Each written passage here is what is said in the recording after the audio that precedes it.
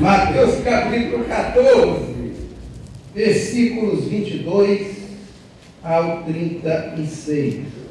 Agora nós vamos ler o versículo de número 25. Então é vocês, vamos lá.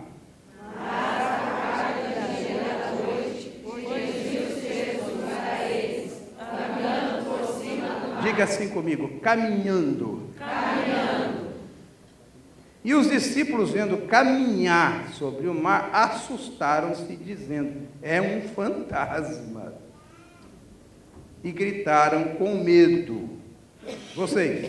Jesus, porém, lhes falou logo, dizendo, tem de bom ânimo, sou eu, não temais. Repete comigo isso. Tem de bom ânimo. Tem de bom ânimo. Diga bem alto. Tem de bom ânimo. Tem de bom ânimo. Sou eu. Sou eu. Não temais. E respondendo-lhe Pedro, disse, Senhor, se és tu, diga, se. Se és tu, diga. Se és tu. Se és tu, manda-me ir ter contigo por cima das águas. Diga, ir ter contigo. Ir ter contigo. Vocês, agora o versículo 29, vamos lá. E ele disse, vem, e Pedro descendo do barco, e andou sobre as águas para ir ter com Jesus. Diga assim, descendo, andou sobre as águas, para ir ter com Jesus. Diga, ir ter com Jesus. Versículo 30. Mas sentindo, diga essa palavra, sentindo. O vento forte teve medo, diga, teve medo. E começando a ir para o fundo, clamou, dizendo, Senhor, salva-me. Desce vocês agora.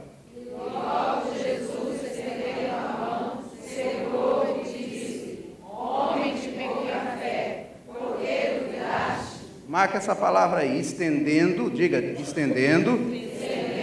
2, segurou. 3, disse.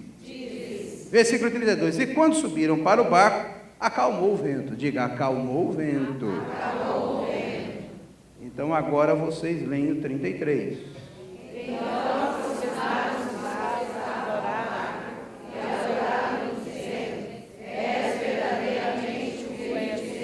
Versículo 34, e tendo passado para outra banda, diga, e tendo passado para outra banda, mais uma vez, e tendo passado para outra chegaram banda, à terra de Genezaré, e versículo 35, vamos lá. E quando os homens daquele lugar o conheceram, mandaram por todas aquelas terras em redor, e trouxeram-lhe todos os que estavam enfermos.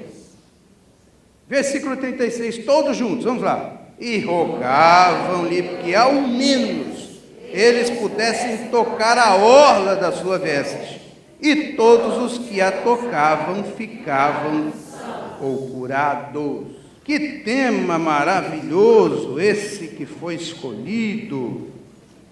Quem tem aí na sua mão este papel, levante aí bem alto. Todas as cadeiras estavam estrategicamente posicionados. Vamos lá, vamos ler todos juntos o tema, está na página de abertura aqui. Vamos lá, 1, 2, 3. Examinando os frutos, ajustando a conduta e ampliando a visão para um ministério. Então você vai marcar aí, você tem caneta, papel? Ou então você tem uma canetinha aí para anotar? Quem tem caneta, show de bola. Quem não tem, a partir de amanhã traga. Porque você não somente não vai conseguir gravar tudo. Se você puder anotar, fica melhor. Tá? Marca essas 3 palavras aí. Examinando. 2, ajustando. 3, e ampliando.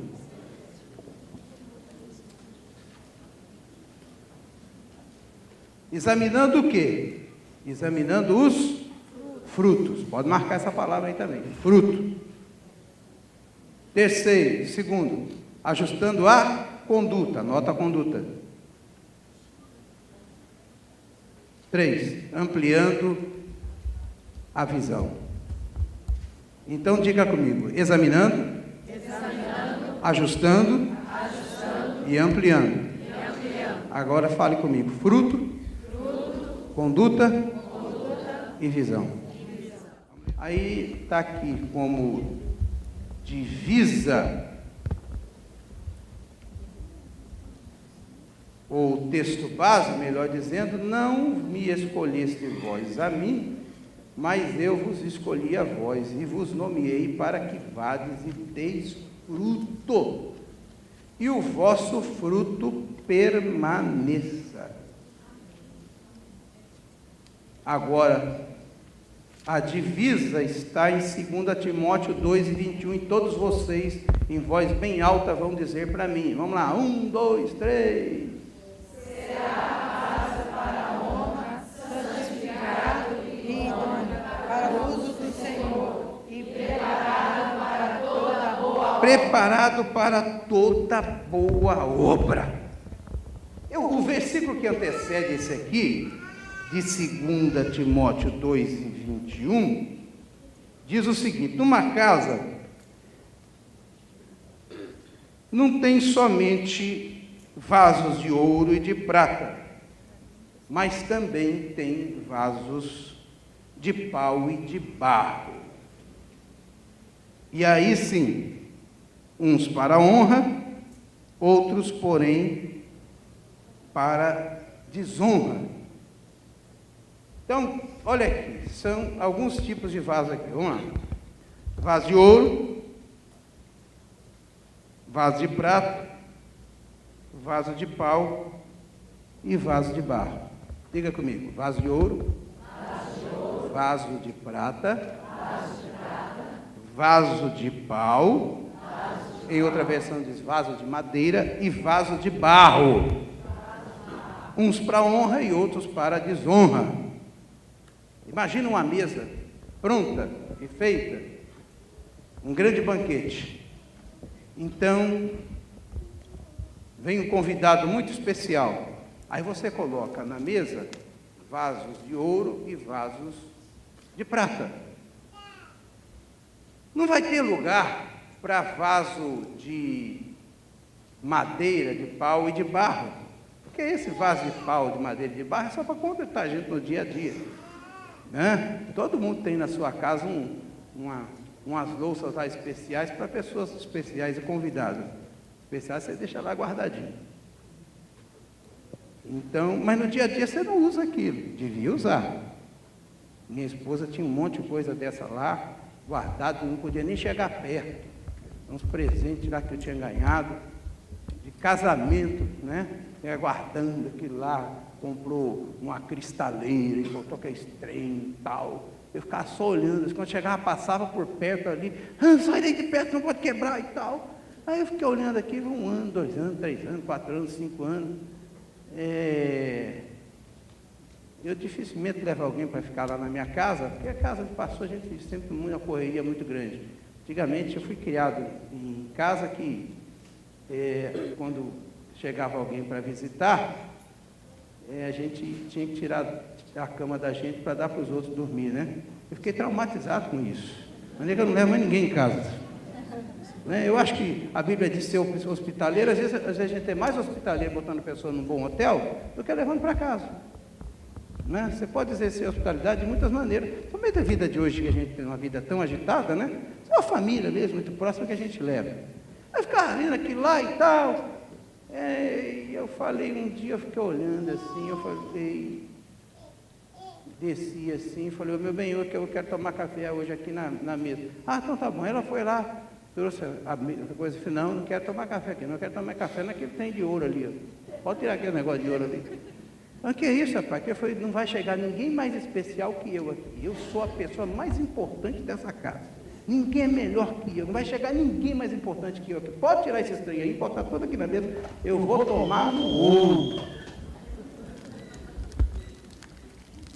Não tem ninguém mais especial na sua casa e na sua vida que você mesmo, irmão. Essa é essa. Essa é a grande verdade. Né? Ah, mas se Jesus... Não, Jesus está todo dia lá. Na nossa casa. Então, mas quando você convida e coloca o tempo principal. O vaso de ouro e vaso de prata está ali, brilhando, aquela coisa toda. Mas não se esqueça, porque o vaso de ouro e de prata está ali, o vaso de pau e de barro trabalhou o dia todo. Então, cada um tem uma função. Um dia desse eu preguei uma mensagem sobre Marta e Maria. Todo mundo já pregou, eu já preguei também. Aí eu, em vez de falar mal da Marta, eu falei, não, eu quero falar bem da Marta. A Marta é importante. Se a Marta não existir, a obra de Deus para. Nós estamos lá cultuando, fazendo festa lá, as Martas estão lá queimando a panela para fazer comida para nós. Nós chegamos num tempo limpinho, tudo direitinho, as Martas já passaram por ali, limpando tudo, ajeitando tudo direitinho, deixando tudo no lugar, preparando os floreios, aí tal, tudo direitinho. As Martas são importantes, ninguém pode. E outra coisa, quando a Maria ficou lá agarrada nos pés de Jesus, mas quando Lázaro morreu, Maria, em vez de quem foi encontrar com Jesus, não foi Maria não, foi Marta. Maria ficou empurrada lá. E quando Jesus chegou perto, ela ainda disse, se o senhor estivesse aqui, meu irmão não tinha morrido, como dizendo, o senhor já chegou atrasado, o senhor chegou 4 dias depois. Maria estava empurrada lá. Marta que foi lá buscar Maria e diz, ó, levanta aí, arruma uma roupa, toma um banho, que o mestre está te chamando. Então, Marta é muito importante. A gente não pode desprezar as Martas. Né? Todo mundo quer ser vaso de ouro e vaso de prata. Só que para ser vaso de ouro e vaso de prata, alguém terá que ser vaso de madeira e vaso de barro. O importante não é você ser vaso de ouro, ou ser vaso de prata, ou ser vaso de madeira, ou você ser vaso de barro. O importante é ser vaso de honra. Porque você pode ser vaso de ouro, mas ser vaso de desonra. Ou você pode ser vaso de prata e ser vaso de desonra. O importante aqui é a segunda parte, vaso de honra, e não vaso de desonra. Então presta bem atenção, é isso. Mas não queria falar sobre, eu queria falar sobre essa questão de visão, eu queria ficar com a última parte. Eu vou esgotar o assunto aqui, tem muita gente que tem mais propriedade, preparou isso tudo aí, só estou, para não deixar passar em branco aqui, a questão do tema. O seu pastor não falou no tema, nem citou o tema.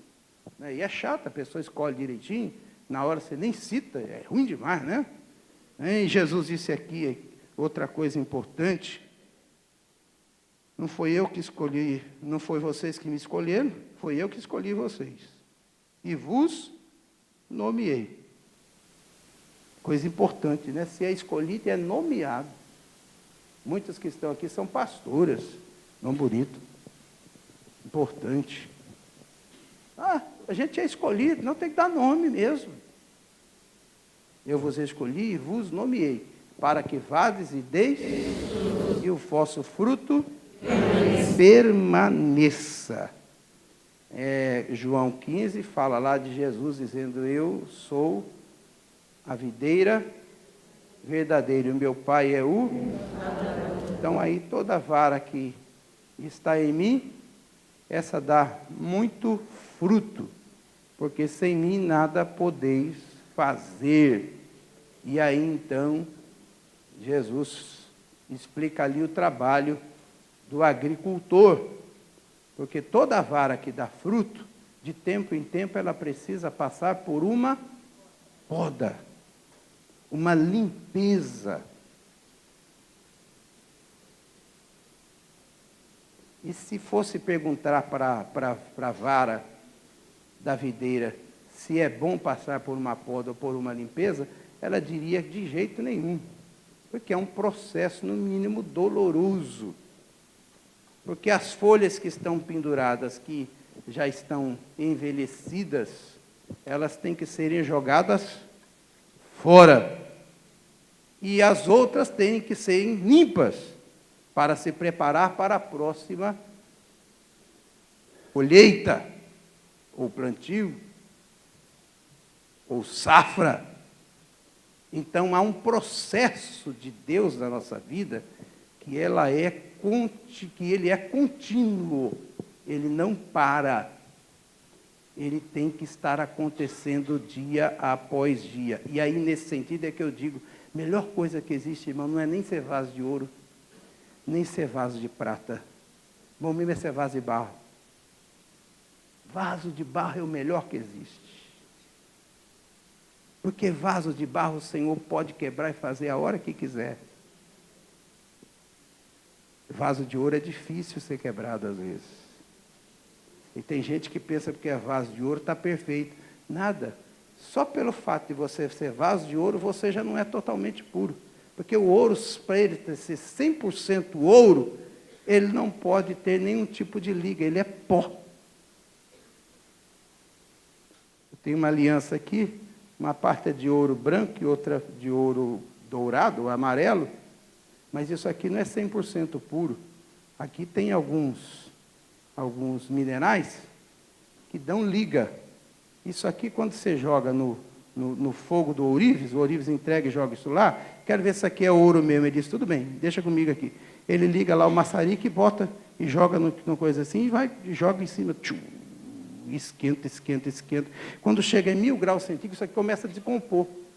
Depois que decompõe, sobra disso aqui alguns grãozinhos. É aquele grãozinho que ele junta ali e diz, o teu ouro é esse aqui. Gente, mas você acabou, isso tudo era ouro. Não, não era ouro, você pensava que era ouro.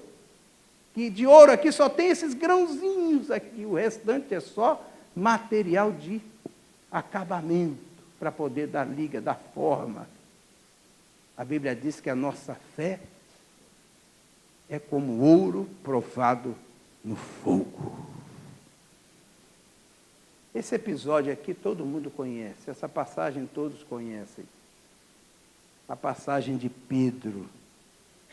Pedro é o único homem que está lá na história da vida humana e que quando chegar lá no céu vai sair com vantagem em cima de todo mundo. Moisés vai chegar assim perto de Pedro e diz, ô Pedro, você negou Jesus 3 vezes. Aí Pedro vai olhar assim, você está certo. Ô Pedro, eu falava com o Todo-Poderoso lá, face a face. Ah, legal, bacana. Mas você nunca teve a experiência que eu tive. Só eu andei sobre as águas. É o único homem na Bíblia que, apesar de ter negado Jesus 3 vezes, a gente já negou muito mais que Pedro. Então aqui ninguém é melhor que Pedro.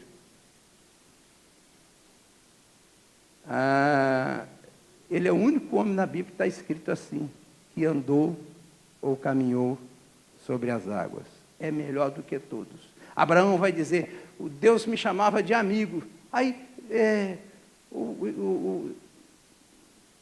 o Pedro vai olhar assim e diz, vai, Judas também foi chamado de amigo. Aliás, o único homem da Bíblia que Jesus chamou de amigo entre os discípulos foi Judas. Logo que passou Jesus do cobre, né? Engraçado isso. Pedro era um crente assim, igualzinho nós. Vacilando. Às vezes, na sua empolgação, nos seus momentos de alegria, ele chegava a ponto de exagerar, até queria declarar um amor exacerbado demais por Jesus. Jesus, se todo mundo te largar, eu não te largo. Jesus disse, rapaz, é hoje, tu vai me largar 3 vezes, antes do galo cantar. Quantas coisas que eu já prometi a Jesus que eu não dei conta de fazer. Quantas vezes eu já não neguei meu Jesus. Quantas vezes eu não me sinto nem um pouco melhor que Pedro. Outra coisa, ninguém teve a coragem que Pedro teve. Porque ao mesmo tempo que Pedro negou Jesus 3 vezes, no momento de covardia, mas só ele teve coragem de descer do barco, no meio da tempestade. Esse cara era diferente. Jesus abençoa o povo, mata a fome do povo, espiritual e física. Jesus fala para os discípulos e diz: vocês atravessam para o outro lado. E os discípulos ficaram me recalcitrando. Não, tudo bem, nós vamos esperar o Senhor terminar de atender. Diz: vai embora. Não, Jesus, vamos ficar mais um pouquinho. Até que Jesus, a Bíblia diz, Jesus ordenou. Esse sentido original de ordenar aqui, quando você vai no original, Jesus pegou ele pelos cangotes assim, diz: entra dentro desse barco que eu estou mandando vocês atravessar.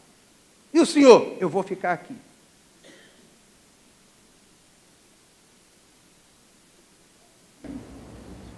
Passem para outra banda.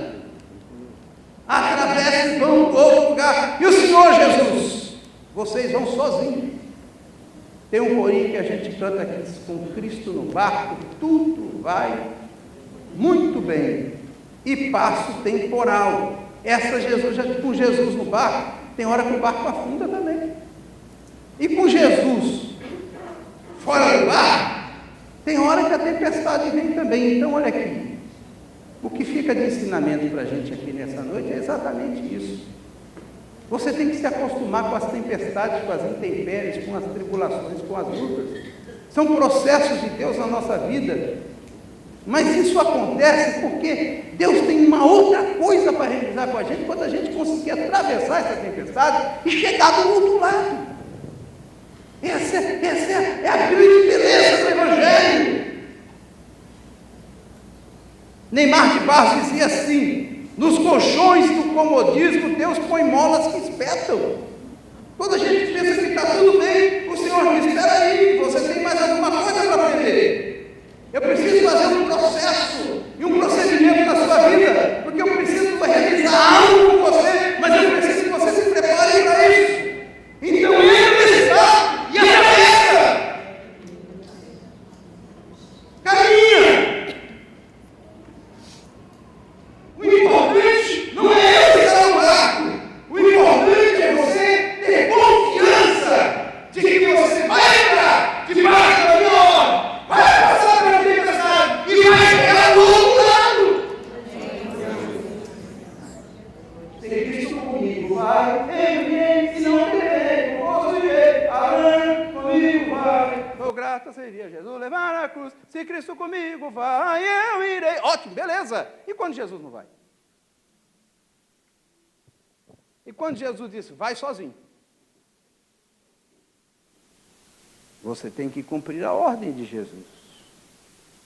Eu já me vi muitas vezes no meio de muita tempestade, que eu clamei a Jesus e não senti a presença dele. Não, preciso ser honesto com você. Não senti. Orei, jejuei, busquei, consagrei. Cadê Jesus?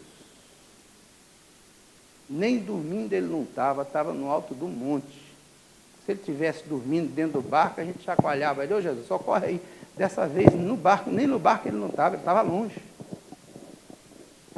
Do alto do monte.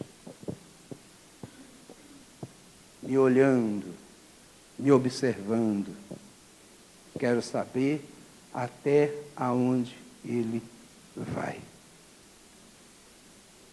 Não tem prova maior, tribulação maior, que venha sobre nós, que a gente não tenha capacidade de suportar. Deus é sábio. A Bíblia diz: Ele conhece a nossa estrutura e sabe que nós somos pó. Deus conhece a tua capacidade de resistência. Deus sabe até onde é que você vai. Ele sabe o que você suporta. Não estou aguentando mais, está sim, está ainda no ponto de Deus, fica tranquilo. Você não vai morrer, você não vai ser destruído no meio dessa tempestade. Fique certo que na hora certa ele vai agir. Ele vai vir ao teu encontro. Ele vai acalmar o vento. A única coisa que você não pode perder de vista é a sua fé nele. Ordenou Jesus que fossem adiante para outra banda, enquanto despedia a multidão. E despedindo a multidão, subiu ao monte para orar. E chegada a tarde, estava ele ali só, Jesus sozinho. Eu glorifico a Deus porque quando eu leio esse texto aqui, me dá um consolo, me dá uma alegria. Porque tem hora que eu tenho uma vontade de ficar sozinho também, gente. E qualquer pastor que queira viver um pouco mais de tempo de vida tem que aprender de vez em quando a ficar só. Dar uma isolada. Sair do perto de gente. Pastor Paulo dizia assim, Paulo Leva Macarão, ser crente não é difícil, o difícil é aturar os irmãos. É uma verdade. É uma verdade. É uma verdade. Tem hora que é difícil a gente aturar os irmãos. E tem uns crentes chatos, enjoados, casca de ferida, uns caras pegajosos, uns irmãos pegajosos, umas irmãs pegajosas, uns dirigentes de congregação chato.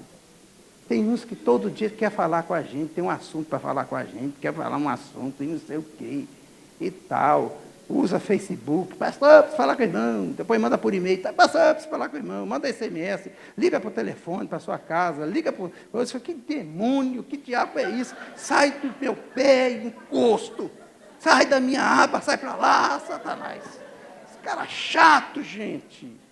Sai do meu pé. Você precisa ter um momento na sua vida, você precisa ficar só. Eu não fico vendo Jesus lá no alto monte orando. Ei, meu Deus, meu Pai, Jesus, me livra daquele demônio, Jesus, o Judas vai me trair, aquele desgraçado, Senhor, me dá graça para eu suportar ele. Eu não vejo Jesus fazendo isso, não. Para mim, Jesus, quando você se afastava assim, ficava ali, num momento, buscando ao Pai, porque só aquele momento que você tem de paz, não é? É um momento que às vezes você precisa para restaurar as suas forças, reanimar-se, limpar a sua mente. Dia desse o cara chegou lá na igreja, me procurando. Pastor, quer falar com o senhor? Ih, irmão, a gente já sabe, tem uns que a gente até conhece. Você olha no olho diz, o Satanás está ali, na boca, na cor, no olho dele. A gente sente a presença do diabo, antes de ele chegar perto, você já diz, o cão está chegando, o demônio está aqui. Mas não dá outra. Vai falar com o irmão, irmão. Tocou de novo. O Satanás, na boca dele. Não tinha pregado uma mensagem boa, uma palavra boa, alegre. Depois do culto, a gente termina um culto. A gente, quando prega uma mensagem, a gente dá tudo da gente. Você se entrega, corpo, alma, emoção. Então, quando você termina, você fica absolutamente esgotado. E fragilizado. Suas emoções ficam fragilizadas. Aí você está saindo do púlpito, vem aquele filho do cão. Aquele demônio, que ouviu a mensagem inteira, mas não serviu para nada. Né? Para falar comigo. Um dia desse, passou, um irmão procurou, pastor, eu queria que o irmão desse uma palavra de Deus para a minha vida. Eu disse, eu tenho. A minha palavra é essa, leia a Bíblia. Vai para casa e leia a Bíblia. Não, pastor, eu queria que o senhor falasse. Já falei. Vai para casa ler a Bíblia.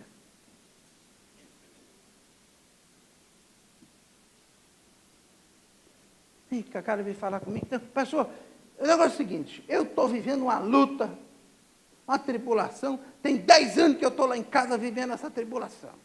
E agora, hoje eu vim aqui para o irmão decidir qual é que eu vou tomar, a decisão que eu vou tomar da minha vida.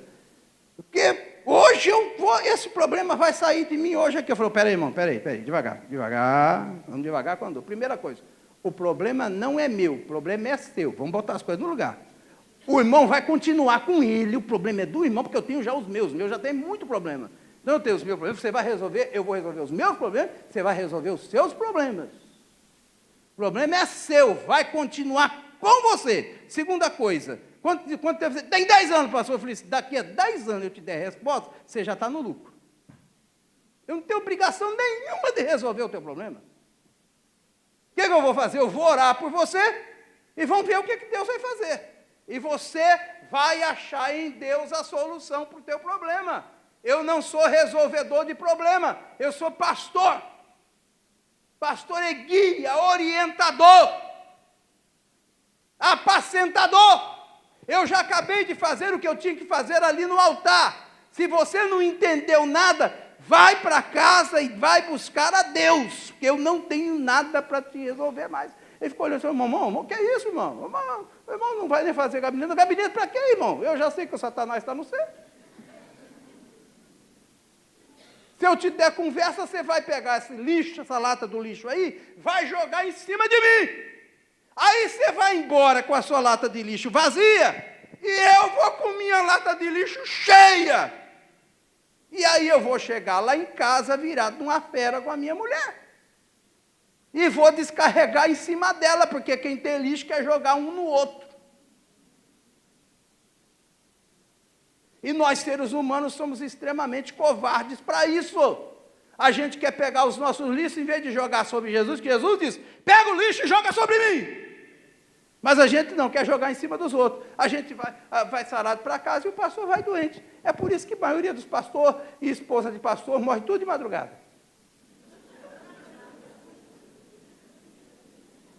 É isso.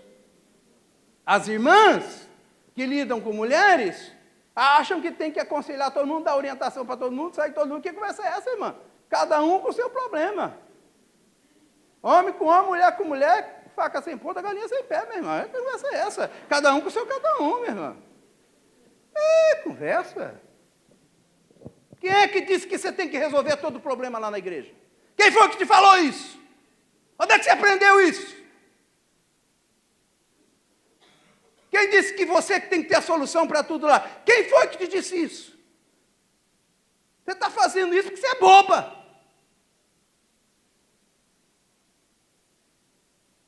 As pessoas chegaram perto de Jesus, uma mãe chegou perto de Jesus, ô Jesus, o senhor dá um jeito aí, meus filhos estão caminhando com o senhor aí, é os mais pegados com o senhor aí, Tiago e João, está tudo do lado do senhor aí, tá, o senhor faz favor, arruma um lugar, um para sentar, quando o senhor chegar lá, arruma um para sentar à direita e o outro para a esquerda. Jesus disse, eu não posso responder isso aí não tenho, minha resposta para você é não. Outro chegou perto de Jesus e disse, Jesus, meus irmãos estão brigando lá, eu estou brigando com meu irmão por causa de uma herança, ele não quer dar a minha herança, o senhor chama ele aqui e manda ele repartir a herança comigo. Jesus disse, quem foi que me colocou aqui como juiz entre vocês? Eu não vim aqui para isso não, rapaz. Tem resposta para você não? Você acha que eu vou pegar, de deixar de explicar as coisas espirituais para me imiscuir nessas confusão de família, nesse rolo de entender pai de família aí? É isso que às vezes desgasta, esgarça, acaba com a gente. Porque a gente quer entrar e acha que tem que ter a solução para tudo e resposta para tudo, e não é assim. Tem uns tipos de gente na igreja que é maluco, irmão. É doido, é pirado. Não adianta você falar com ele precisa ir num psicólogo, tomar um Gardenal, tomar um trem na veia, procurar um psiquiatra. O problema dele é psicológico. Você vai entrar naquela confusão, daqui a pouco quem está no Gardenal é você. Não é assim. Tem hora que a gente tem que ficar só. Você tem que dar um tempo para você. Amigo, irmã, se você não se amar, ninguém vai te amar. Se você não se valorizar, ninguém vai te valorizar. Essa é a grande verdade. Jesus disse assim, por amor a vós eu me santifico a mim mesmo. Jesus se separava. Ao mesmo tempo que Jesus estava sentado comendo na mesa de Mateus com os publicanos e pecadores, mas Jesus não se misturava não.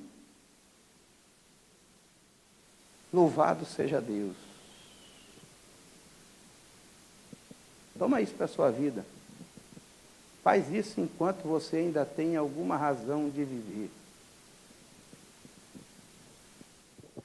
estava ali só. E o barco já estava no meio do mar, açoitado pelas ondas, porque o vento era contrário. Aquele fenômeno que acontecia, daquela ventania, daquele ciclone de vento que batia sobre o mar da Galileia, ou o mar de Gadara, ou o mar de Genezaré, ou o mar de Tiberíades, é tudo a mesma coisa. É um lagão de 21 quilômetros de extensão por 14 de largura. Lá no centro, a profundidade maior chega a dar 300 metros de profundidade. Eles estavam lá no meio do mar. As águas do mar da Galileia, ou do lago da Galileia, eles são abastecidos pela nascente que vem lá do Monte Hermon. O Monte Hermon fica lá no norte de Israel, lá perto da Síria. Então ela vem descendo, é um monte que durante os 365 dias ele tem geleiras. Então, de vez em quando, aquelas águas, aquelas geleiras, elas vão descendo dia após dia, e em certos momentos, aquelas geleiras são impulsionadas por um vento. E como tem montanha em ambos os lados, então aquele vento, ele se potencializa. Então, quando ele chega até o mar da Galileia, ele vem encrespando tudo. E aquele vento faz com que as ondas se levantem. Então, ali havia um fenômeno da natureza normal. Eles estavam acostumados com isso, eram pescadores experientes. Eles sabiam que quando aquela ventania vinha ali, era problema. Lógico que existiam também forças sobrenaturais, eu não desacredito disso, mas era um fenômeno da natureza. Eles saem no final do dia e caminham, e a Bíblia diz que na 4ª vigília da noite, Jesus vem para socorrer eles. Ou seja, se eles saíram no final do dia, por volta de 6 horas, estava na primeira vigília. A primeira vigília da noite compreendia entre as 6 e as 9 da noite. A segunda vigília, entre as 9 e a meia-noite. A terceira vigília, entre a meia-noite e as 3. A Bíblia diz que eles estavam na 4ª vigília. A 4ª vigília era entre 3 e 6 horas da manhã. Vou falar 4 horas da manhã. Vamos dizer que começou a tempestade. Eles começaram uma caminhada às 6 horas da tarde. Vamos caminhando, andam 7 quilômetros aí, a extensão de 14 quilômetros, 7 quilômetros, 1 hora e pouco. Eles estavam lá no meio do mar. Vamos dizer que 7 horas começa o vento. Vem o vento. Então vamos lá, 7, 8, 9, 10, 11, meia-noite, 1, 2, 3, 4, 10 horas. Eles lutando no meio da tempestade. No começo, quando a tempestade veio, eles começam e tem força para arrancar as águas do barco. Vamos lá, rapaz, vamos embora. Espera aí, gente, para nós não cansar, para nós sair disso aqui. Continua aí. Enquanto um grupo vai remando, o outro grupo vai jogando a água para fora. E nós vamos revezando. Tudo bem. 1 hora, 2 horas, 3 horas, 4 horas, 5 horas. Ah, gente, o braço vai amortecendo, a força vai acabando. Talvez um já disse, gente, eu não estou aguentando mais ficar em pé, já não estou vendo mais nada. Está doendo tudo. E diz, mas nós não podemos parar, que se nós parar, aí esse vento, esse mar vai engolir o barco. Vamos embora. E diz, mas vamos embora como, rapaz? Já não tem mais força. E Jesus olhando isso tudo e diz, vamos embora, não vai acabar ninguém, não vai sobrar ninguém para contar a história aqui, vamos embora. Continua correndo 6 horas, 7 horas, e ninguém está aguentando mais. Diz, gente, nós vamos morrer mesmo. Mas alguém grita e diz, não para de navegar, não para de remar, não para de jogar água do barco, porque se parar nós vamos morrer. 9 horas, 10 horas, quando eles já não estão aguentando mais nada, Jesus disse, está na hora. E a Bíblia diz que Jesus, ele não correu sobre as águas, ele não veio voando sobre as águas. A Bíblia diz, nós citamos aí, Jesus veio caminhando sobre as águas, andando sobre as águas, andando. Jesus, os discípulos vão se acabarem. Calma, eles ainda têm um pouquinho de força. Eles têm que aprender que eles têm que fazer algo mais. Eles vão buscar força onde eles não têm, porque os heróis do Antigo Testamento da fraqueza tiraram forças.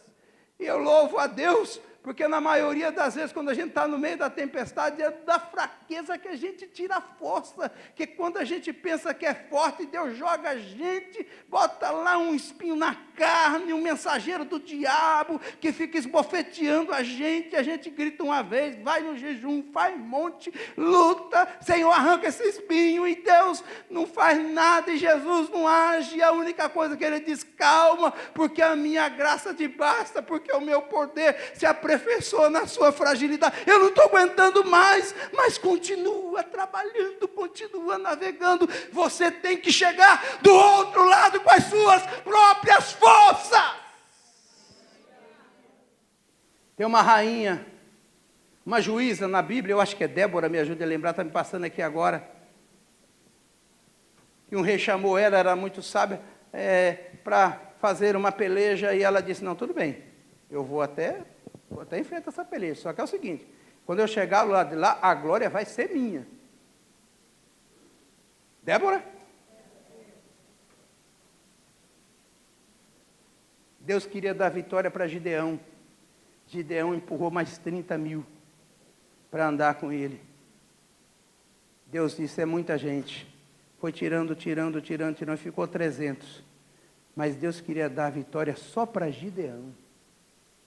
O problema é que às vezes a gente acha que tem que carregar um monte da gente conosco, quando Deus quer dar a vitória para você.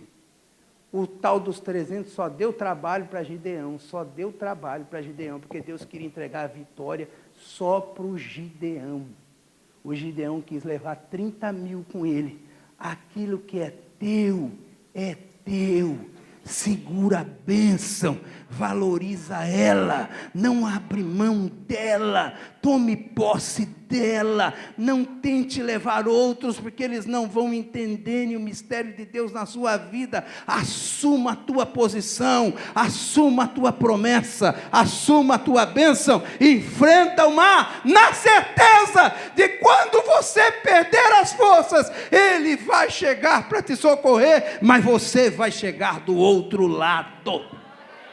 Quem está entendendo o que eu estou dizendo, levanta a sua mão e dê glória ao nome do Senhor.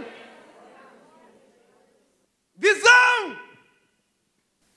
Visão para não ficar acomodado. Visão para não ficar dentro do barco. Deixa eu citar 4 verdades espirituais aqui que eu quero deixar guardado com você. A primeira dela é essa. Qual é o seu barco? Qual é o seu barco? E eu mesmo respondo.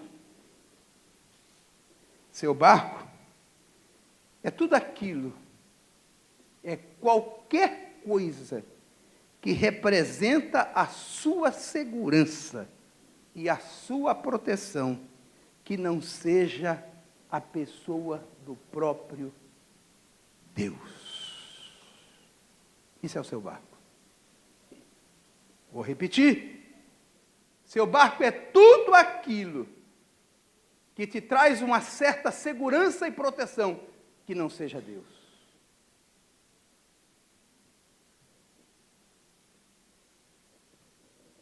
O seu barco é tudo aquilo em que você se sente tentado a confiar quando o vento sopra ao contrário. Lembra da passagem que eu li e fiz questão de você dizer? Porque o vento era? Diga, o vento era?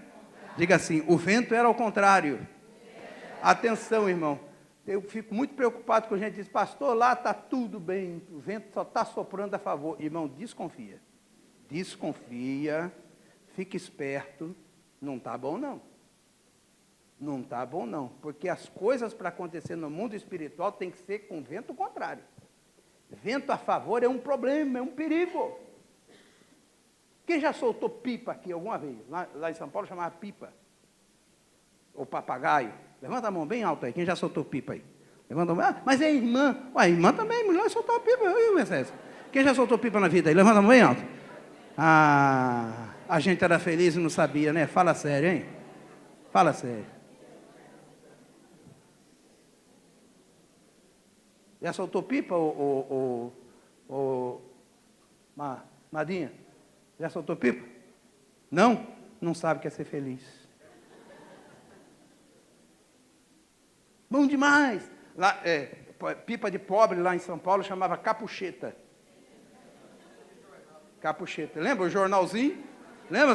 Nós fazíamos isso. Você lembra disso, amor? Quando nós fazíamos isso lá, em Vila Alpina? Não tinha dinheiro. No estacionamento da casa na Vila Independência, naquele buraquinho ali. Lembra uma vez que eu subi para soltar uma capucheta e esqueci, eu fiquei tão empolgado que eu estava em cima do laje, caí, cortei a língua, fiquei no meio assim, ó. Até hoje já tem língua cortada, ó. Soltando a capucheta. Continuei soltando a capucheta e continuei. Capucheta. Não sei como é que chamava lá em Goiás. Capucheta é aquele negocinho que nós fazíamos de jornal, assim, ó. É mais ou menos assim, ó. Assim, né? Aí fazia assim, aí fazia a capucheta assim, ó. Mais ou menos assim, que nem uma como é que chama isso que bota em lenço? É um pássaro, uma coisa assim. A gente fazia assim, aí amarrava com coisa, fazia rabiola de jornal, né? E roubava a linha da mãe, que era para soltar. Não tinha dinheiro para comprar linha boa, era aquela linha corrente lá perto de casa, né? Ali perto. Nós soltava a capucheta. Eu não sei como é que chamava no outro. Em Goiás, como é que chama isso lá, pastor? Raio, papagaio. Como o nome? Aonde é que é jereco? Goiás é jereco. É o papagaio feito de jornal, né? Que parece uma cap de raia, né? Epa, raia. Tem em outro lugar, aqui no norte. Lá em Manaus, irmã, como é que chama, Elisandra? Papagaio? Mas papagaio é aquele bonitinho que tem armação de ferro. Estou falando aquele de pobre mesmo, aquele que vem de jornal. Rabiola. A rabiola é aquele que tem que botar para a direção. Então, quem solta papagaio, ou já soltou pipa, ou capucheta, ou essa aí que você falou, qual é o vento bom para fazer ela subir?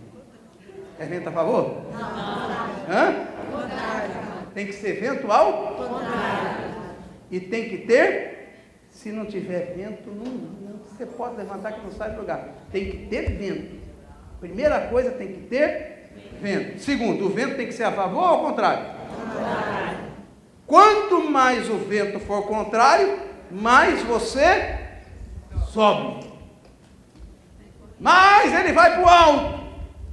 É uma coisa interessante na aviação, que existe em todo o aeroporto, desde o mais simples até o mais grosso, tem um instrumentozinho chamado biruta. A biruta é como se fosse um coadorzão de café, que fica lá num ponto importante da pista, e a torre se orienta por aquilo ali, porque o avião, para ele decolar, ou ele aterrissar, ele tem que estar sempre decolar ou aterrissar contra o vento, nunca pode ser a favor do vento. É por isso que tem hora que a gente vai na pista, o avião, a gente vai para tal lugar, o avião levanta numa posição, mas São Paulo está para cá. Lá no Rio, por exemplo, eu estou no Rio, São Paulo está para cá, eu levanto para o lado de lá. Aí tem hora, outro dia eu levanto para o lado certo. Ele diz, mas por que isso? Porque quem determina isso não é nem a torre, quem determina isso é a força do vento, porque o avião só pode subir com o vento contrário. É a fricção entre a força do vento e as asas, que quando o piloto levanta e puxa o flap, aquele atrito é que faz com que o avião decole a 200, 250 por hora no mínimo. É o vento contrário que faz com que o avião decole.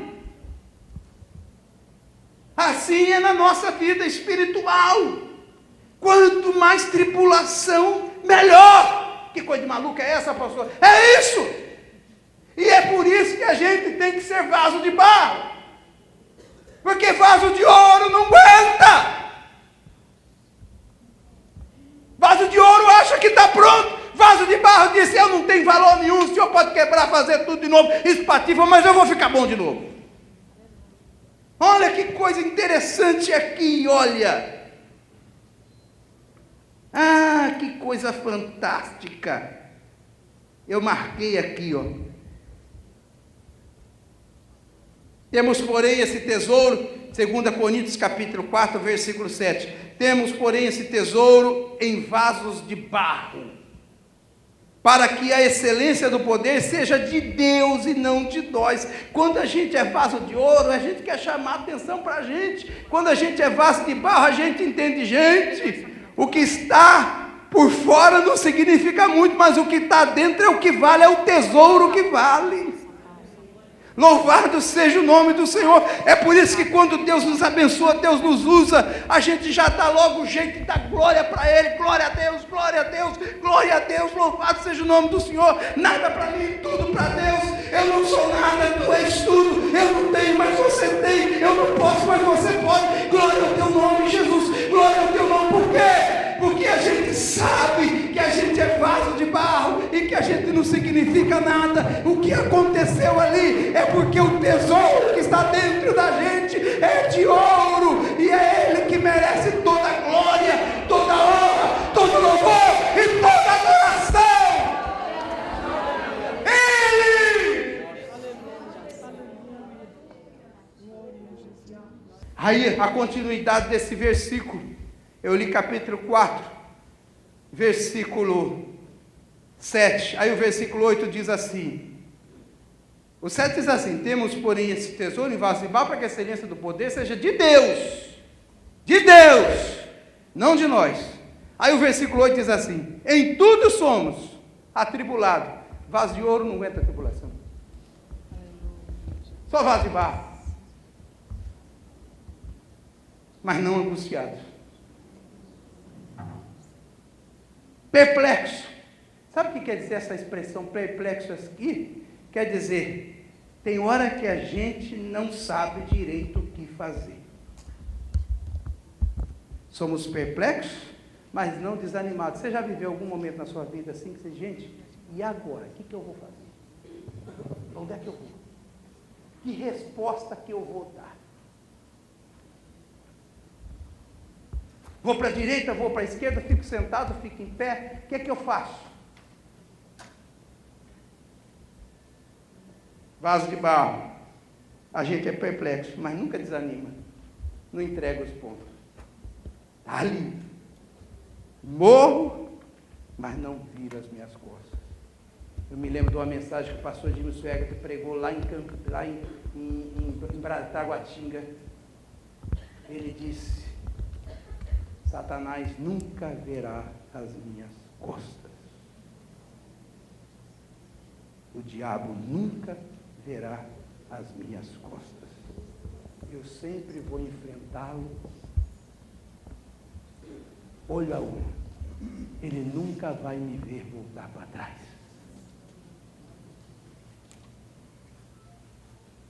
Toma essa decisão na sua vida. Não entrega os pontos, não. Nunca.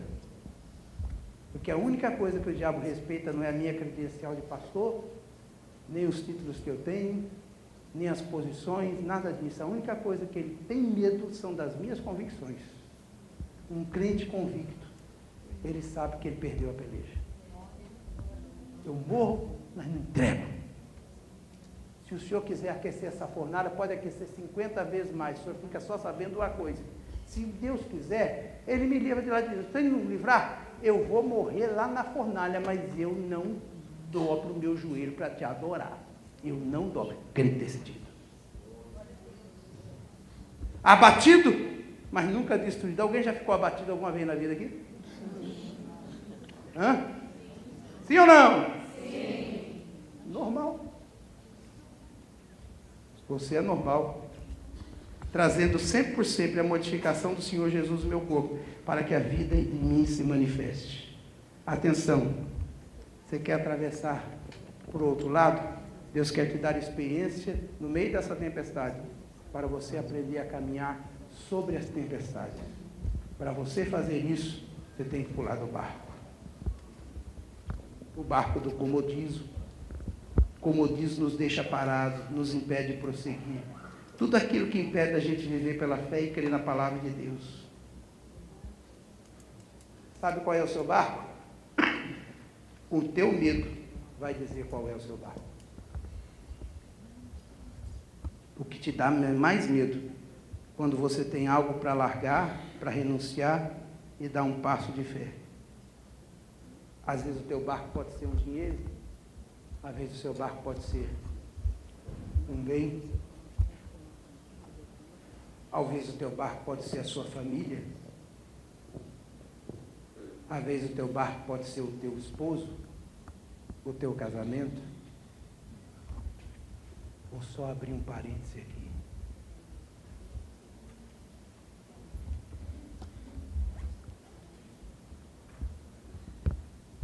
Tem gente que trata casamento como se fosse uma fatura fechada.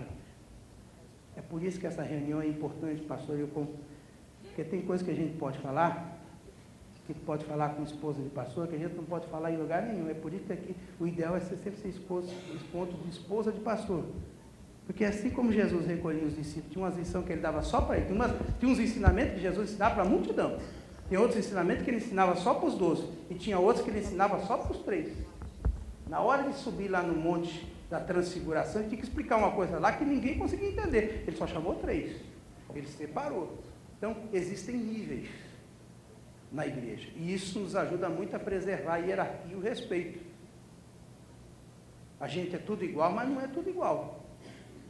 E Jesus deu mais para nós do que para outros, aí isso é verdade. Não é por acaso que você é esposa de pastor presidente. A Ruth é ao concurso.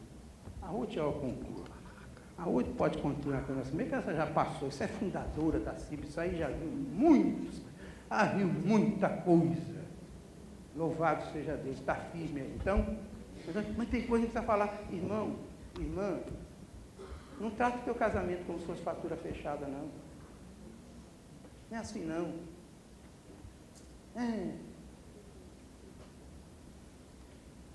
Eu mando você, meu marido é meu. Tem uns que falam, tem uns até que eu acho até bonitinha essa frase, né? O Abner da Marvi. A Marvi do Abner. Eu acho que é bacana isso, né? Um dia desse, eu estava lá na igreja em Madureira, estava indo para a igreja, aí com uma frase, botaram assim no carro, no decalque do carro, puseram em tudo quanto é lugar lá, veio para botar no meu, eu falei, mas não bota isso no meu não. Eu não preciso estar mostrando para ninguém não. Eu vi, que coisa mais esquisita, hein? Não vou botar isso.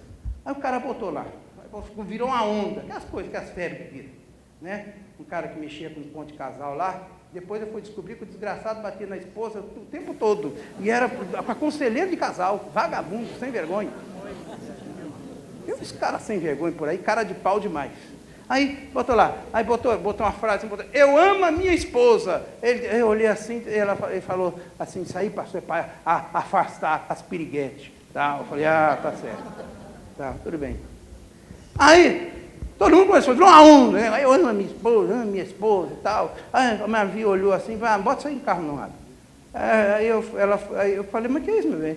Ela falou, não, eu sei que você me ama. Então, não precisa botar isso aí não. Então você também não vai botar no meu celular? Não, não vou botar isso não, porque isso é uma onda. Isso não estou sentindo firmeza nisso não. Aí não botando. Aí um dia eu estou vindo para a igreja num culto. Aí vem parando ali em Madureira, tem o viaduto Negrão de Lima. Aí está cheio de farolzinha, semáforo ali. Aí passou o semáforo. Eu vinha atrás de um cara. E eu vi escrito lá, eu amo a minha esposa. Eu fiquei só olhando assim. É legal, que bacana e tal. Eu falei, pô, negócio legal isso aí. Esse cara é da igreja lá. Aí eu parei atrás dele assim, naquele semáforo ali que tem no Negrão de Lima. Daqui a pouco passou uma daquelas piriguetes, toda siliconada, de silicone de cima e embaixo. derrubadeira de obreiro mesmo, demônios. Aí passando, aquele trenzão assim, eu fiquei só olhando para a cara do cara assim, estava atrás dele, só olhando. Irmão, ele fez assim, ó, ela entrou e ele foi, ó. Aí ela passou aquele, ainda abriu o vidro aqui assim e ficou olhando. Aí eu olhei bem assim e vi, mas que cara vergonha. Chegou lá na igreja, eu encostei o carro. Quando eu encostei o carro, eu saí correndo, vou ver quem é esse cara. Ele entrou lá no outro estacionamento da igreja, eu olhei assim e falei, não acredito. Um pastorzão. Cara santarrão. Aí ele veio assim, todo com aquele pau, pegou a Bíblia, assim, direitinho, e veio subindo para cima do púlpito. Quando ele subiu a primeira escada, Deus diz, ô cara de pau, pode descer lá embaixo. Final do culto eu quero uma palavrinha com o irmão.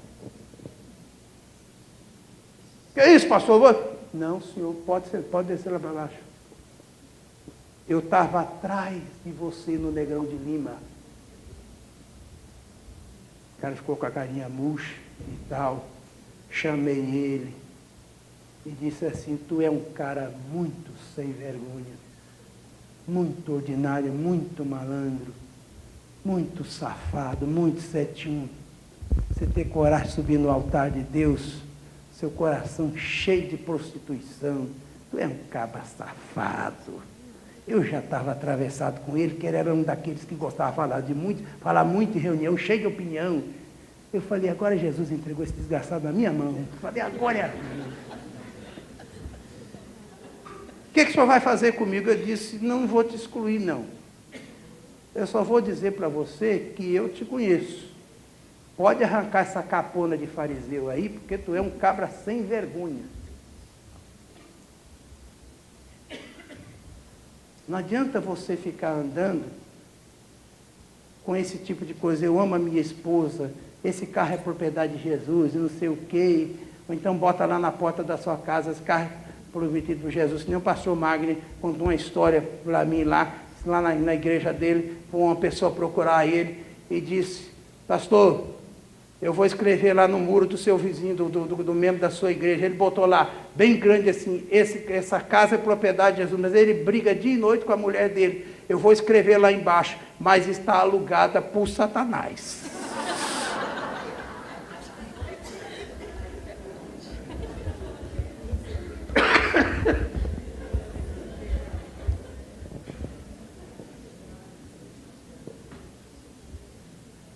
Para mim, ser macho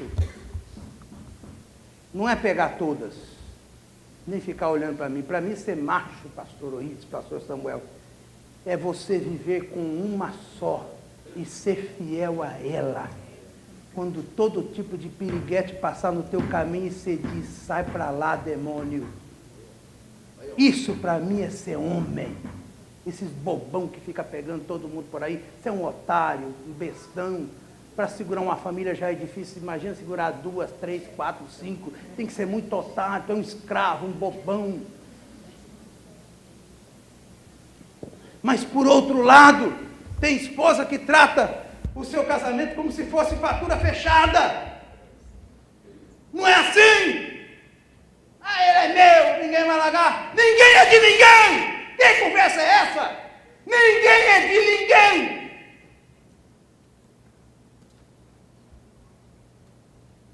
Ninguém é propriedade de ninguém. Que conversa? A Marvi não é minha e eu não sou da Marvi. Ela pertence a Jesus e eu pertenço a Jesus. Agora, por amor, eu me dou a ela e ela, porque me ama, se doa a mim. Mas ninguém é de ninguém.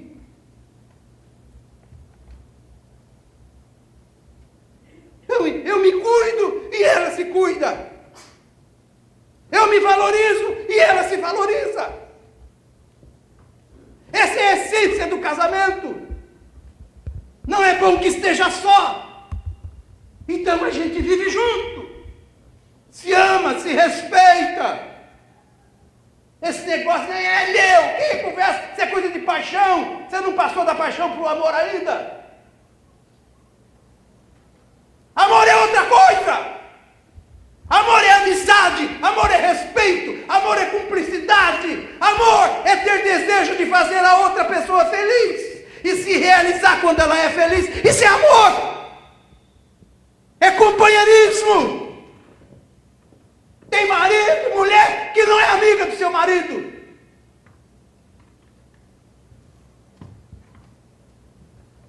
Tem o seu marido como inimigo. Trata ele como se trata um capacho. Marido tem sentimento. Marido tem emoção. Marido gosta de ser elogiado. Marido gosta de ser bem tratado. Não é desse jeito, no soco, no tapa, na pancada, na ameaça. Não é assim não. Marido não é teu escravo. Conversa. Você vai desgraçar com o teu casamento se continuar pensando dessa maneira egoísta. Você está sendo egoísta. Amor não é egoísmo. Você tem que respeitá-lo, amá-lo, considerá-lo, venerá-lo. E principalmente tratá-lo como um ser humano. Ele não é Deus. Ele é pastor, mas não é Deus. Ele é ser humano. Ele vai pisar na bola, ele vai falhar. Tem hora que ele vai sentir tristeza e até medo. E você tem que ser aquele lado forte, vigoroso. A Bíblia diz assim: a mulher sábia edifica a sua casa. Isso não é tarefa de homem não, é da mulher.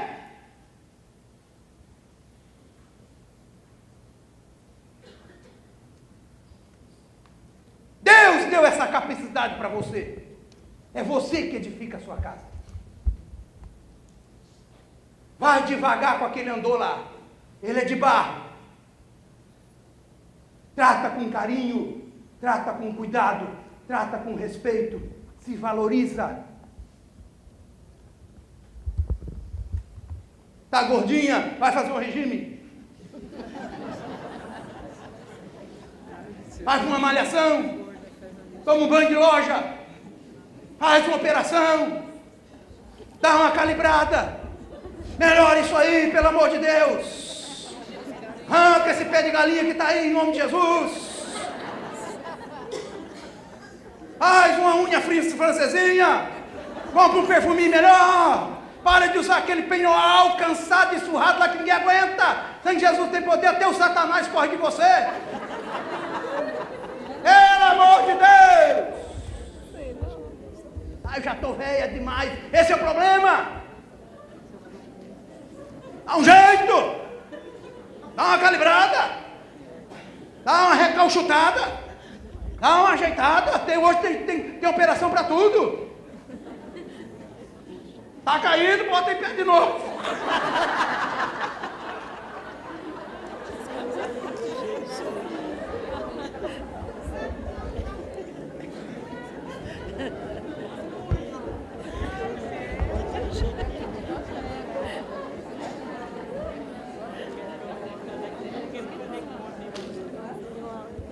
Não, ele é meu. E as piriguetas estão passando. Para todo lado aí, as piriguetas estão passando.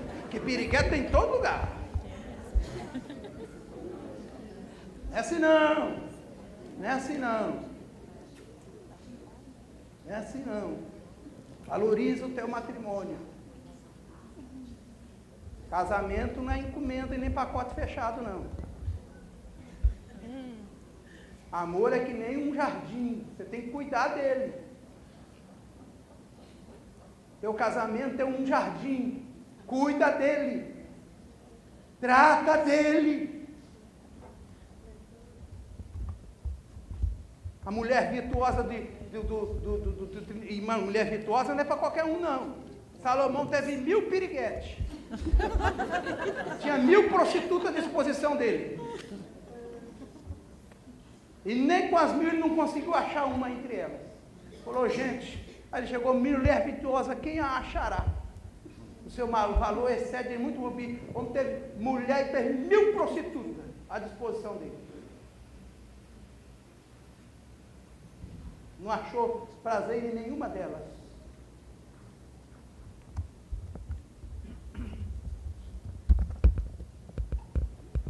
Lá no finalzinho do capítulo 31 de Provérbios, ele diz assim, os amigos dele diziam, rapaz, nós conhecemos muitas mulheres, mas a sua supera todas. Está acima. Você tem que ser a melhor.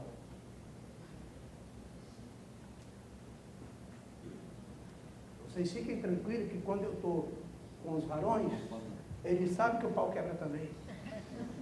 Mas como hoje aqui é escola de esposa de pastor, e os pastores aqui vão ficar tudo caladinhos também, não vão falar nada, porque não são bobos, e a responsabilidade é minha mesmo. Eu estou falando, mas minha filha, que eu estou te dando uma dica. Eu tenho 24 anos de casado, já tenho um pouquinho de história para contar. Eu sei que tem gente muito mais antiga que eu aqui, mas 24 anos já é uma história, já dá para falar alguma coisa.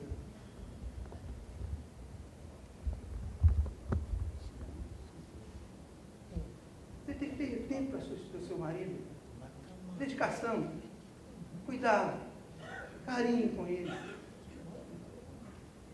Trata ele com equilíbrio. Mas principalmente, deixa eu te ensinar uma regra infalível. Isso mudou o meu casamento. Pode ajudar algum aqui. E se não ajudar algum, você vai ajudar outras pessoas. Louvado seja Deus, que tudo está bem. Mais uma vez, a Mavi pedia tantas coisas, e ela estava certa. Aí um dia eu falei com ela, Mavi, por favor, meu bem, quando olhar para mim, olha para mim com um olhar de misericórdia. Olha para mim com um olhar de misericórdia. Você trata tão bem os cachorrinhos aqui de casa. Me trata desse jeito. Me olha com misericórdia. Não pensa que eu sou esse super-homem todo, não. Às vezes eu faço essa coisa toda, muito mais é movido pelo medo. Às vezes a gente faz por medo mesmo. A gente se mostra que é valente, porque tem medo, medroso. Mas não pode afrouxar, você tem que estar ali. Mas muitas vezes é medo. Olha com misericórdia para mim, olha para mim com um olhar de misericórdia. Eu vou olhar para você com um olhar de misericórdia. Quando eu pisar na bola, tem misericórdia de mim. Ei, mas mudou muito.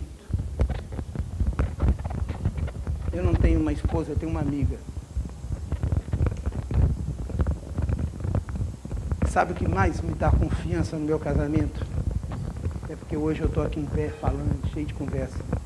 Mas eu tenho certeza que se essa noite eu for acometido de um AVC ou de um câncer que eu posso estar carregando aqui, e eu ficar todo entrevado, e começar a jogar fezes e urina, porque o meu intestino não segura mais minha urina, eu tenho certeza que ela vai cuidar de mim até o dia de me descer no caixão. Eu tenho certeza disso.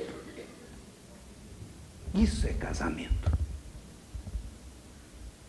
E ela tem certeza, ela tem absoluta convicção de que se ela ficar doente e precisar do meu cuidado, eu vou estar até o último, ninguém vai fazer no lugar.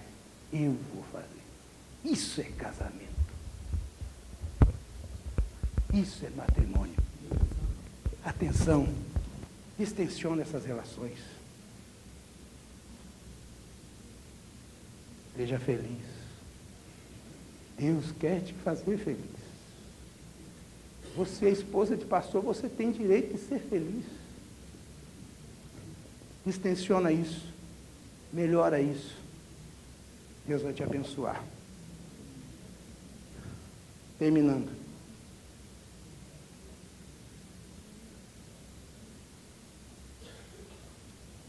Segunda coisa, fique sempre com os seus olhos presos em Jesus. Quando você estiver no meio da tempestade, não tire os olhos de Jesus. Não fique olhando para o seu passado, porque o seu passado vai te fazer desistir. Não fica se distraindo com as pessoas que estão em volta. Não desanime. olhando para baixo. Os conselhos daqueles que estão dentro do barco. A experiência é tua.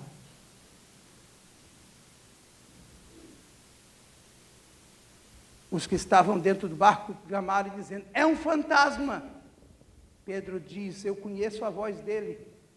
Senhor, eu não estou te vendo, mas se é o Senhor mesmo, fala de novo. Me manda eu ir. Andar sobre as águas. E Jesus disse: pode vir, Pedro. Enquanto todos estavam gritando que é um fantasma, ele desceu do barco e caminhou em direção a Jesus. Sabe o que eu estou querendo dizer? Valorize os teus relacionamentos. Cuidado com as pessoas que se relacionam com você. Muitas delas não querem que você avance. Tem muita gente no nosso meio que só vive como a sanguessuga. A sanguessuga diz lá no livro de Provérbios, parece-me que é o capítulo 30 e o versículo 15, diz: a sanguessuga tem duas filhas, dá e dá, dá e dá. Tem gente que vive perto da gente. Você que é líder, aprenda isto. Você é uma líder.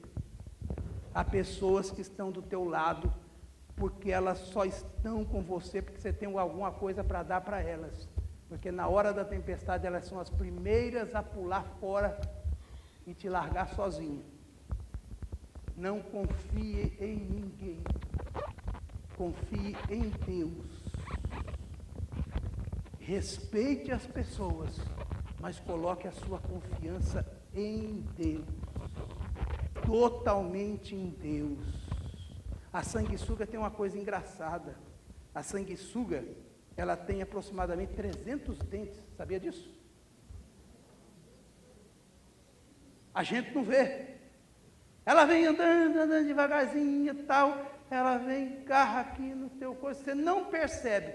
Quando ela bota os dentes, ela libera uma coisa que como se fosse uma morfinazinha que amortece aquele parte do seu corpo. Você não sente que ela está ali. E aí ela começa a tirar o teu sangue. Teu sangue são as tuas energias. Você já notou que tem gente que quando você sai de perto delas, você se sente absolutamente...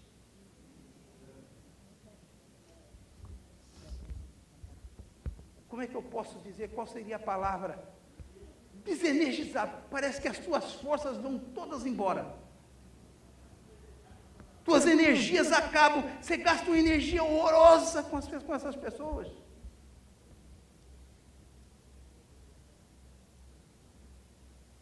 Todos nós vivemos esses problemas.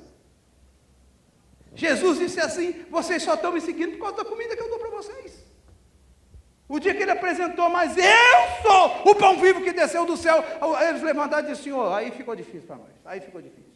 O Senhor, enquanto está dando comida, agora o Senhor está dizendo que nós temos que se alimentar. É isso mesmo, eu sou o pão vivo. Os vossos pais comeram o maná e todos morreram. Eu vim aqui para dar vida para vocês. Ele disse: esse discurso ficou duro demais, desse jeito aí o senhor vai ficar impopular, não vai dar. O senhor está querendo se apresentar como Deus agora, acabou. E foi saindo um atrás do outro de pezinho. Por quê? Eles estavam seguindo Jesus só por causa da comida. A gente não tem como ficar livre dessas pessoas, mas a gente tem como identificá-las, porque uma verdadeira amizade, pastor Oídes, eu já descobri isso, pastor Samuel, pastor Genício, pastor estão aqui, amigo verdadeiro não custa muito para você, amigo que custa demais para você manter ele, não é amigo.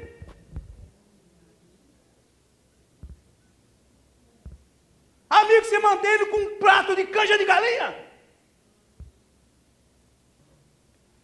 Amigo que te custa demais, tem gente que custa demais para ser amigo da gente, para a gente ser amigo dele e demonstrar que é amigo. Gente, eu já gastei energia com sangue ruim demais. Já teve gente que eu tentei ganhar a amizade dele, lutei a vida inteira. E o que eu ganhei foi um pé no traseiro, para não falar outra coisa que quase veio aqui na boca. Na hora que eu mais precisei, eles me largaram. Sozinho. Amigo é aquele que, mesmo quando ele não pode fazer nada, ele diz: eu não sei o que eu faço. A única coisa que eu quero dizer é o seguinte: eu estou aqui do seu lado. Não me inste para te deixar. Aonde é que você for, eu vou.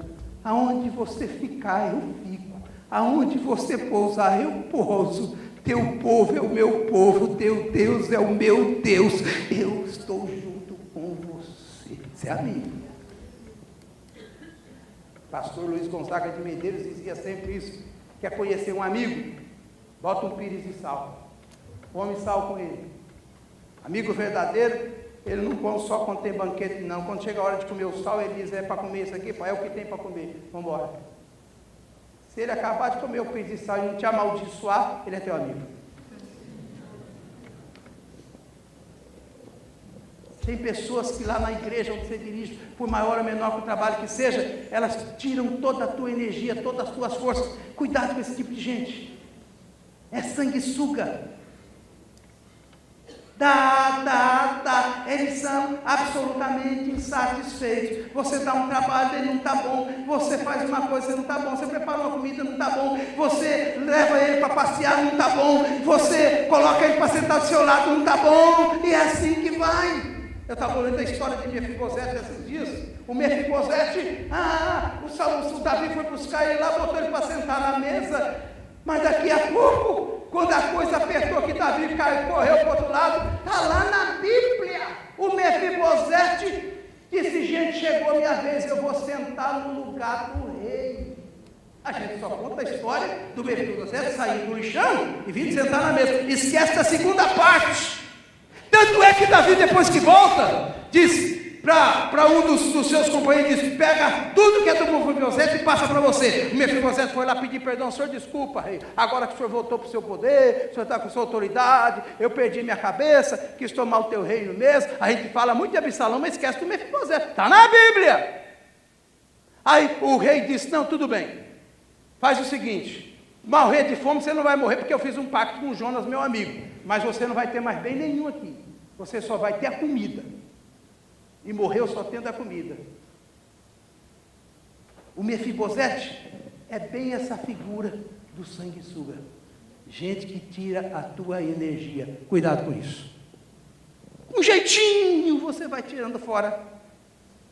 As pessoas que mais se admiram são aquelas pessoas que muitas vezes não falam com você dia e noite, nem senta com você do lado, mas nas madrugadas elas estão orando por você, estão buscando a Deus pela sua vida, estão subindo em monte por aí, jejuando por você. Eu termino lembrando de uma palavra aqui, de uma coisa, o pastor Samuel vai se lembrar disso. Há muitos anos atrás, havia um velhinho presbítero da igreja, lá em Campinas. Samuel estava gravemente enfermo. Ele era uma pessoa muito simples. E um dia ele foi lá em casa e disse: Senhor, estive orando essa noite toda, pastor Manuel. Ele descobriu o endereço de casa, foi lá. Pastor Manuel, eu queria pedir com todo temor e tremor. Eu passei essa noite orando pelo Samuel. E Deus me mandou aqui, para eu orar aqui dentro da sua casa, não quero nem ungir, que o senhor é o pastor, o senhor que vai ungir, mas eu queria fazer uma oração por ele. Samuel estava cometido de uma doença incurável. Ele morava em Valinhos, esse presbítero, já deve estar na eternidade com o senhor, bem velhinho. E ele foi lá em casa. A gente não dava valor nenhum para ele, não era nada. Mãozinho lá que não dava, sabia, tinha tanta. Ele foi lá, orou. A partir daquele dia, Deus começou a realizar um milagre na vida de Samuel. Ele foi no médico, o médico descobriu, começou o tratamento, Jesus curou ele. Esses anônimos de Deus. Tem muita gente boa lá na sua igreja que não dobrou o seu joelho a Baal e que ama você e conta com você. Esse tipo de gente é que precisa ser valorizada.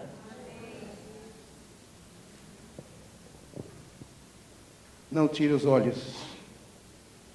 E terceiro lugar, e último lugar, nunca fica no barco. Se Jesus mandou você pular, pula, caminha.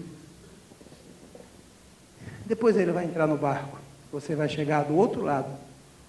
Quando você chegar do outro lado, você vai chegar numa outra dimensão de vida espiritual. A Bíblia diz que as pessoas só tocavam na orla de Jesus e eram curadas. Até então isso não havia acontecido. É exatamente isso que Deus quer fazer com a sua vida. Em nome de Jesus. Se as águas do mar da vida quiserem te afogar, segura na mão de Deus e vai. Se a canseira desta vida quiserem te sufocar, vamos ficar em pé. Segura na mão de Deus e vai. Cante bem alto, todos juntos.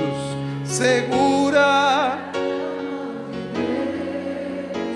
segura a mão de Deus, pois ela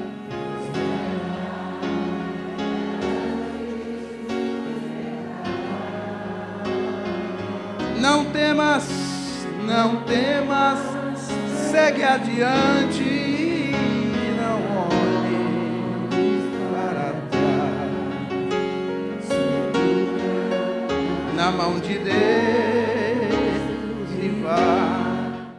Não temas, segue adiante e não olhe para trás. Mas segura na mão de Deus e vai. Vamos dar para Jesus a melhor salva de palmas que a gente puder. Deus abençoe. Muito obrigado. Graças a Deus.